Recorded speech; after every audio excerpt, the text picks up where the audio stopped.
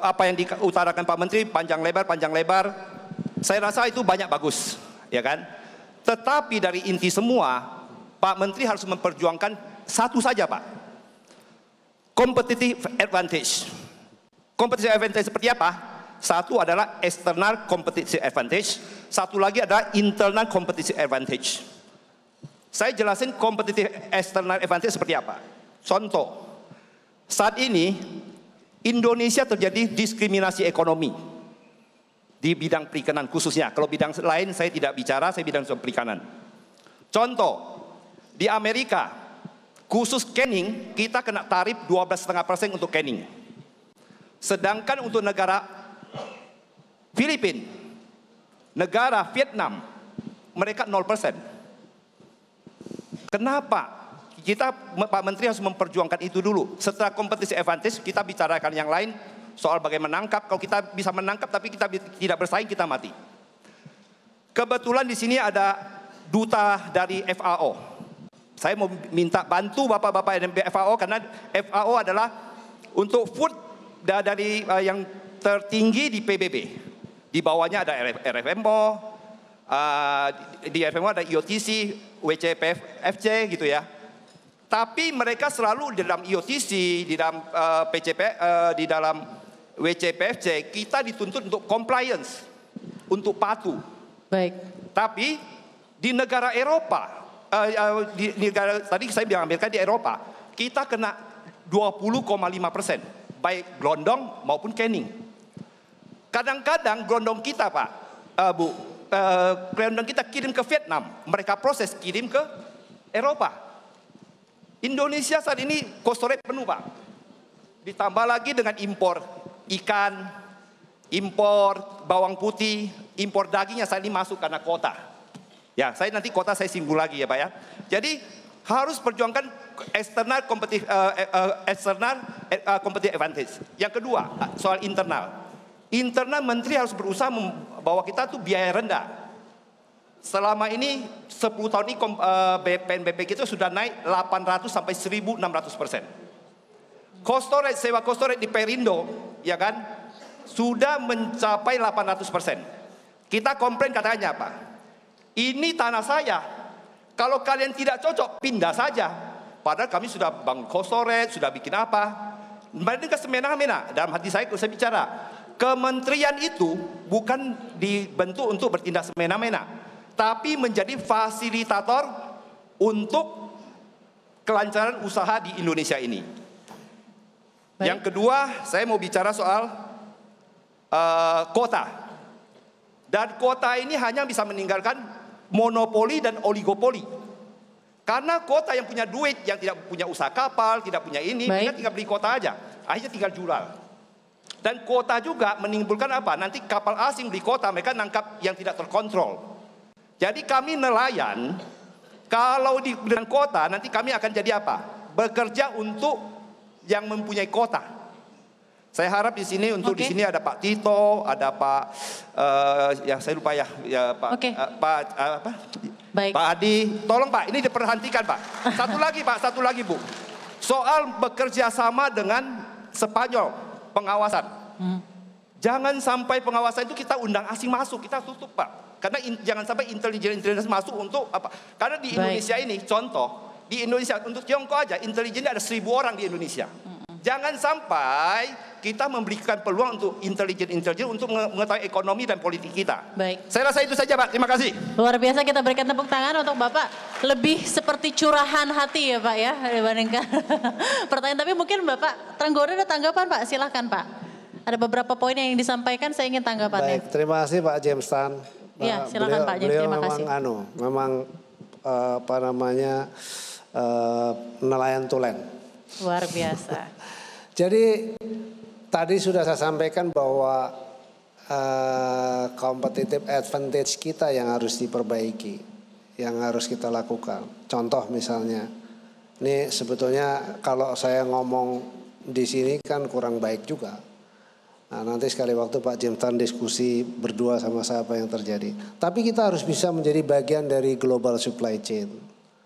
Ya, contoh yang kita lakukan kerjasama dengan Vietnam, Ini Pak Dubes Vietnam juga ada di sini, ya. Lalu kemudian kita kerjasama karena Vietnam sudah memiliki kemampuan yang jauh lebih, etos kerjanya lebih hebat. Terus kemudian kita kerjasama dengan Cina. Yang saya tarik kerjasamanya lebih kepada soal, kalau ke Vietnam adalah soal budidaya. Bukan soal bagaimana mendatangkan kapal dari mereka ke sini dan seterusnya Pak James. Nggak usah khawatir soal itu. Kalau Pak James mau beli kapal dari luar yang lebih canggih ke sini, malah kita dukung untuk itu. Ya. Kenapa kuota? Kalau nggak kita jaga, maka sustainability nggak ada. Habis ikan kita.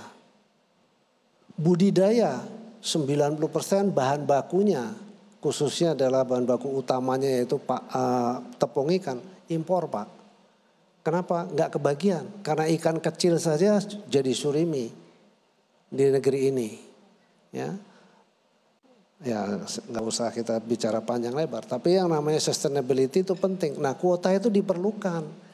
Kalau ke Eropa yang ditanya itu negara kamu nggak efisiensi, cara nangkapnya masih barbar. Saya sampai dikatakan begitu. Nah kalau semuanya digaruk gitu habis, ya bagaimana? Kita ingin nelayan itu menjadi masyarakat produktif. Nelayan itu betul-betul produktif, lalu pasar kita dekatkan. Soal surveillance Pak, nggak usah, kita nggak punya surveillance, seluruh dunia udah bisa dibaca. Yang kita lakukan surveillance adalah kita bisa melakukan dan memonitor kapal itu nangkap apa, dia buang kotoran, dia buang plastik atau tidak, supaya laut kita tetap bersih. Nanti sekali waktu kita dapat misalnya gitu di satu laut kandungan merkurinya bisa kita periksa juga.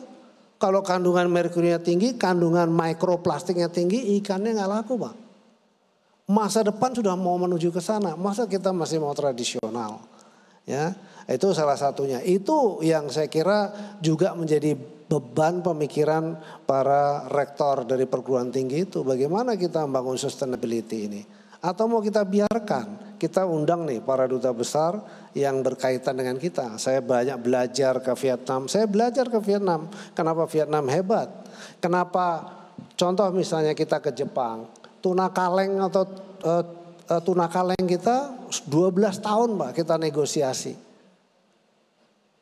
Waktu kita pergi ke Jepang ditanya. Sebetulnya ini nggak perlu saya sampaikan nih. Karena ini forumnya forum investment ya. Tapi saya sampaikan. Sampai dia tanya, kenapa itu PP 11 PIT ditunda? Saya sampaikan, bukan ditunda, kita sedang mempersiapkan yang lebih baik. Oh begitu, itu salah satu juga untuk kemudian jawaban dari Jepang kita jadi nol. Kalau tadi yang seperti kayak di Amerika misalnya masih ada yang kena, pasti kita negosiasi terus Pak. Seperti sekarang juga soal udang, kita sudah dikenakan yang namanya anti dumping dan subsidi. Kita sedang kerja keras untuk ini supaya para pembudidaya udang kita tidak hancur. Ketika kita ketemu dia China misalnya sebagai salah satu alternatif market, dia katakan cost production kita masih tinggi. Udah ini saya kira Pak James kita bicara internal saja karena ini di forumnya adalah forum investment dan kita banyak tamu-tamu kita dari luar sebagai connectivity dan negara ini udah nggak bisa lagi tertutup ya. Kita memang sudah terbuka. Yang kita lakukan adalah bagaimana kita mengelola dengan baik. Di UN Ocean saya selalu ditanya bagaimana kalian ngelola laut sampah plastiknya terburuk nomor 2 di dunia. Terus jawabannya apa? Kalau nggak kita monitor dengan satelit. Itu salah satu. Nah, itu harus jawaban kita. Indonesia punya marine protectionnya 28,9 juta hektar.